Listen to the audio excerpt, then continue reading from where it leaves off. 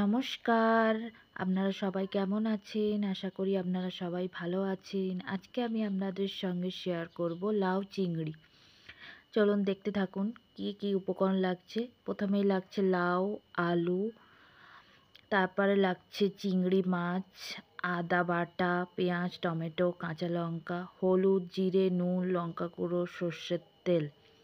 প্রথমেই আমরা আগে কড়াইতে সর্ষের তেল দিয়ে চিংড়ি মাছগুলোকে ভেজে নেব। চিংড়ি মাছগুলোকে আগে থেকে হলুদ নুন মাখিয়ে রেখেছিলাম, সেটা আর আপনাদেরকে দেখাইনি। চিংড়ি মাছ ভাজা হয়ে গেছে। এবার কড়াইতে সর্ষের তেল দিয়ে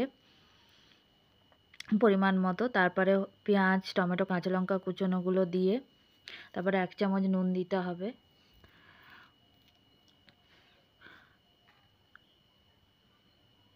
তারপর কিছুক্ষণ ভেজে 1 চামচ হলুদ গুঁড়ো, জিরে গুঁড়ো, লঙ্কা গুঁড়ো দিয়ে দিতে হবে। আপনারা চাইলে চিনিও দিতে পারেন, আমি চিনি অ্যাড করিনি। তারপর মশলার সঙ্গে মশলাটা ভেজে কিছুক্ষণ, কেউ স্কিপ করবেন না, পুরো ভিডিওটা দেখতে থাকুন। আলুগুলো দিয়ে দিতে হবে। আলুগুলো মশলার সঙ্গে ভাজতে হবে ভালো করে। তারপরে কেটে রাখা লাউগুলো দিয়ে দিতে হবে।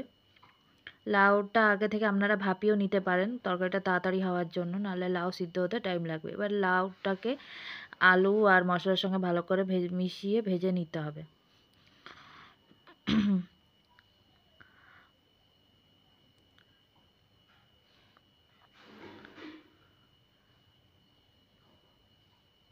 গরমকালে আমরা প্রায় লাউ খাবো এবং লাউয়ের নানা রকম রেসিপি শেয়ার করব।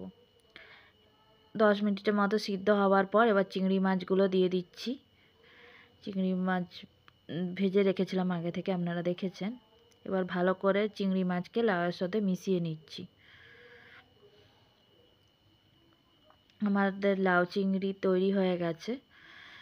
Thanks for watching. ভিডিওটি ভালো লাগলে লাইক, শেয়ার, কমেন্ট এবং সাবস্ক্রাইব করতে ভুলবেন না। পরবর্তী ভিডিওতে আবার দেখা হবে।